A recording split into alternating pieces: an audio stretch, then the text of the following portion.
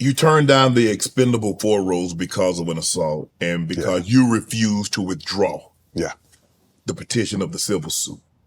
Was that difficult for you, or were you standing on, as they say, not business, but principle? It was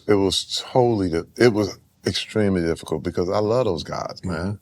We did this together. You know, Randy Couture, Dolph Lundgren, Sylvester Stallone. I call him my dad in the business. He was like, man, I'm gonna put you in this thing. And then when the 4th one came, I mean, the producer told me, you ain't gonna be in it if you don't drop this case. I said, come on, man. I said, what kind of game are you playing? Now, remember, I already been manipulated by the NFL. I'd never forget when I had to go home on that Monday. I had to bring back my playbook. Right. So you can get rid of me anytime you want. You know what I mean? But this was my terms. This is my Barry ain't going back. You know what I mean? This is me like, no, I'm not gonna nod my head yes and mean no. I mean no this time. Right. And I love those guys, man. Jason Statham, all of them. And I hope we can do something together in the future. And it ain't their fault. You know what I mean? But there was just things I have to say, remember now, like I said, if I'm doing it, you got to know I've already counted all the costs. All the costs. And I've done many, many things for free, but that meant more to me than the things I got paid a lot of money on. How difficult was it to come out? Because you said a Hollywood exec groped you. Yeah. And that's not easy for a man, especially a man of your stature. Right. And then all of a sudden the fabrications of the stories that started being fabricated about you. Yeah. Did you think, because you said anytime you come out with something, you've already calculated the risk and the cost of whatever you're going to say or do. Yeah. Did you think you would get the kind of blowback because I don't think a whole lot of people believed you. Yeah, I knew it was going to be strange. First of all, if it hadn't happened to me and I heard it, I'd have been like, man, what is this dude talking about? That's why I never got mad. I couldn't get mad at people going, man, what are you doing, man? Big ass Terry Crews. Right. But see, I'd already been through probably 8 years of therapy, me and my wife, rebuilding, me understanding what true power was, me understanding that it wasn't about how hard see, you got to understand, in the NFL, road rage works. That works. But in real life, go to jail. Real life, hey man, you do what you did on the NFL football field, you do what you did in MMA, you going to jail, straight to jail. Right. Jail full of cats that was like, I ain't taking that. Right. And I realized, because my wife made me promise, she said, Terry, because she, I used to have hair trigger and temper and be fighting people. And she was like, man, what are you doing? She's like, we're going to lose everything. You can't do this. You got a son now. And the son was my last one. That's my 5th. She's like, you want to be able to show him, you want to be able to be there for him, but you acting like this? And I realized something. And I said, man, there's much more power in thinking your way out of situations than fighting your way out of them. And this was what blew me away. It's because my wife was right there. And I remember we went home and I was like, this is bullshit. I was like, I can't believe this. She said, Terry. She said, ain't a woman in your life ain't been through that shit. Said, okay. Wow. And she said, now what you gonna do? He said, because we can't fight our way throughout this stuff. He said, your daughter, your mother, me, been places where you just had to eat it. I said, you're right. And I said, you know what though? I said, I'm gonna do it the other way. I'm gonna sue him. And she said, there you go. And I'm gonna tell you how to do it. Wow. My wife was right there with me. And she said, you tell what happened and you show people this could happen. And I remember, I said, hey man, size ain't got nothing to do with it. First of all, if you did it, I mean, look, it's like saying I'm too big to get shot. Well. Actually, you the perfect size. You see what I'm saying? Hey, well, if the bullet hit, What? You know what I mean? No, I'm big, I'm giant. My chest was so, no, that went right through. I'm standing there and it happened. Yeah. Just if I don't say nothing, that don't mean it didn't happen. Correct. So what does that mean? But now I said, hold up. Because they were telling me that he could get away with it, he could do it. This is my agency, man. I'm like, I paid y'all millions of dollars, man, millions. Mm-hmm. And of course, I'm sitting here going, I'm on the black side of this thing, so I'm going, yo, wait a minute. Now, would you be doing this to your white clients? Right. I'm going, I said, so what is going on? Why is this dude still there? And they said, well, they thought I was trying to do some money, like give me a money grab. I said, no. I said, I don't want no money, but he got to go. You don't get to touch the clients. You don't get to do that. And all of a sudden they were like, no, he gets to stay. He's a partner. I was like, all right, we're going to, and dude, I spent $500,000 of my own money. But how many women have that? How many people have that? How many? I was in the position, like I said, how many? I get to have that because I got that kind of money. Mm-hmm. But for me, I would have spent $1 million to win $1. And I said to my wife, and my wife was like, go ahead, Terry. She said, this is how you fight. Not with your fists, but you think your way through this thing. And you know what? They finally came up with it and finally, because this is the thing. When you do stuff like that, you don't rob the biggest bank in the place. You rob a whole bunch of little ones. Mm-hmm. And all these people came out the woodwork, man, that nobody knows about that joined my case. Mm. They were like, yeah, he did this to me too. Yeah, he did this. He was coming. I said, this dude. Mm-hmm. And all of a sudden, they were like, hey, Terry, guess what? We're going to fire him and we're going to give you all your money back. How about that? I said, cool. All the money that y'all done took in from them fees, I need that. All that. Give me my money back. Thank you. And I moved on. Right. But remember, it's not about revenge. Right. It's about, but this thing, men, and this is one thing I want every man out there to know, is that you worth it. Because you can discount yourself, like, oh man, it wasn't no thing, it ain't no thing. But this is the thing. How I had to look at myself. I have a little picture of myself when I was 10 years old on my desk. And I said, man, what if somebody had messed with that little kid? What would you do? That's you. Mm. Take care of you. Take care of you. Really, don't let nobody treat that little boy like he's worth less. Because that little boy is me. Wow. And that's the same thing. I think every man needs to understand who he really, really is. And the thing is, doesn't mean beating people up. Right. Doesn't mean swinging a bat, shooting up the place. Doesn't mean driving a car through the center of the thing. It means, hey man, you can't do that. No. Standing up and taking your voice, and that's your story. And I stood with let me say, I was inspired by all these women that came forward. That was like, hey, me too. This happened to me. This happened to me. And you know what? I cannot count the number of men that came forward. And it was like, man, wrestlers, NFL players, all this. They was like, you know, that happened to me. And they would come out. I would never tell people to make their stuff public. Right. I would never, ever say it. But you got to tell a counselor, a friend, somebody, so that you can get past this. And I was just in the public eye, and I had that skill and ability to deal with it in the public because I'm always public. How did it make you feel that some prominent people in our community made light of your situation? I understood it.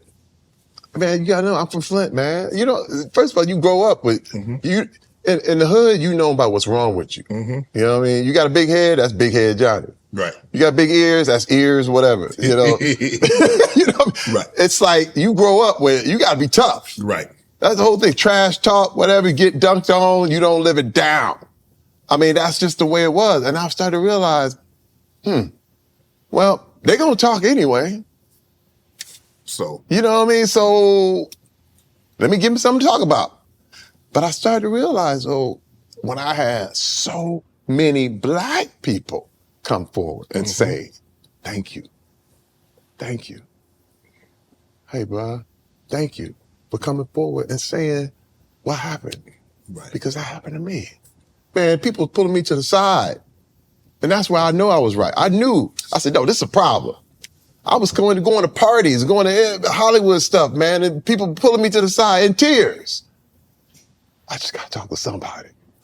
And I'm going, man, I knew when I went in front of the United States Congress and told that story in front of all those senators and the whole thing, I said, this is a major problem. Mm-hmm. And I knew my purpose. It was almost like it transcended football, Hollywood. Now I'm in the government circles and I'm going, wow. And if one person's life changed because of that, it was worth it. You caught a lot of criticism, a lot of flack, a lot of heat with the Gabrielle Union situation. I think she was released from AGT, and it seemingly some of the tweets that you said about black communism. I think something to that effect. What was the terms? Black supremacy. And for the longest time, it seemed like Black Twitter was on your side, the Black society was on your side. But it seemed like when you didn't come to the defense of Gabrielle, it seemed like it switched on you a little bit. Yeah. And then it was tough because you're on an island. Yeah. You're on an island. How were you able to get over that? And then have you talked to Gabrielle since then? Yes. Yeah. Let me tell you, man, that is one of my biggest regrets. Again, I apologize publicly, but I up until this time, I never had talked to her. And this is the thing, man.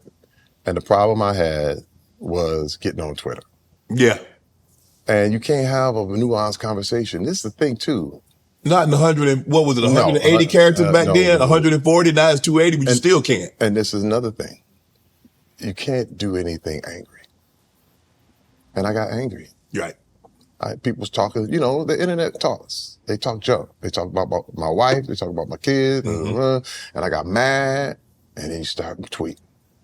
Angry tweeting it's just like road rage. Mm-hmm. And it wasn't smart. And let me tell you a beautiful story. And I think this is going to sum it all up. And I really, really hope and pray that everyone understands, because this is such a beautiful thing. 2 years ago, my wife and I were celebrating our anniversary at it was at a music festival with Robert Glasper and all these guys. And we sit up there and Dwayne Wade and Gabby come in. And now I didn't know they were there. But my wife was looking behind me. She's like, honey. And I'm like, I look, and then I said, oh, man. And I said, because I had apologized publicly, but we had never talked personally. Mm-hmm. Now, I knew through therapy, it's one of those things that you have to wait to be invited into people's circles, especially if there was anything wrong. Man, Dwayne Wade comes up to me, and I get this tap on my shoulder. Dude, it was the most beautiful thing ever. I turn around, he says, what's up, black man? What's up? He said, I see another black king here. I just want to acknowledge you. And he gives me a hug. Wow. Hey, man, I'm broke. I'm sitting here going, now, if anybody could have been like, man, bump this dude. I'm out of here. Blah, blah. Mm-hmm. I said, Dwayne. I said, man, can I talk to you and your wife together? He said, man, come over here. Shannon. It was me, Gabby, Rebecca, and Dwayne. Just us four. No internet, no nothing. And I went right over and I said, I am sorry, Gabrielle. Because there's things I didn't know. I'm speaking angry. But there was so much to the story that I didn't even fully understand. And I screwed that up. Mm-hmm. And then the internet got involved, and then it was horrifying. Mm-hmm. And my wife, this is another thing, my wife was telling me not to say anything. Right. No, don't. Right. But I'm Terry Crews. This is where you get arrogant. This is where you get prideful. And I was wrong. I was wrong. And I apologized to her face again. I said, Gabby, please accept this apology. And dude, she did. She gave me the biggest hug. Hugged my wife. Dude, we ate with them. We had lunch with them. Enjoyed this music. And I'm sitting here like, who gets this? Man, Dwayne and Gabby, I got nothing but the utmost respect. Because if anybody could have just been like, I ain't got nothing to say to them. But I said, what a move. Like, man, that transcended what I call, it was from heaven, man. It was like a whole nother thing. And a level of humility that it took for him to come over and just be like, give me that love like that, man. Right. They will forever be. I'm in admiration. I'm in awe of him and her. And I'm just thankful. I'm thankful to call them friends. And I'm thankful that they gave me the shot to say that I apologize to their face without the internet, without all this junk. And it was hard, man, that whole time. Yeah, because there's a lot of tweets going on. Black Lives Matter, but we got to make sure Black lives are better or things of that. So it kind of morphed. You were like angry that people were saying these shots, and it kind of morphed into something. You can't, and this is another thing, man. It's just that, all things, I had to learn to shut up. Right. Ain't the hot take, you don't need to give a hot take. Right. There's no hot takes on everything. You reach a point where I'm in the public eye, time for me to issue a statement. Right. Huh? No, in fact, don't say anything. Right. And let me tell you, man, just like I learned in NFL, how to really, really work hard. With this thing, I had to learn how to be quiet. You out of your league here. You know what I mean? This is too complex. Right. A conversation. There's too much nuance here for you to wrap it up in a tweet. No. You know what I mean? It's too much pain involved. And I hurt a lot of people. With that. And it's one of those things where I apologize, but I have to say, I'm like, I know in my heart why, because I was angry. Right. And you can't speak out of anger. You hurt me too, T, when you tried to boycott Magic City. I was getting on everybody's nerves back there. You heard me like, I ain't closing that. I said, he out there trying to boycott, I'm going to be on the other side. He talking about close it down, open it up. Open it up. That was my porn problem. You know what I mean? I've been very vocal about that. Right. But that was me. You know what, man? Again, what can I say, man? And again, there's people who hate my guts to this day. I totally understand. You ever been to Magic? Oh, yeah. Yeah, we were playing a little. Hello. You gonna close it down after you don't got your people.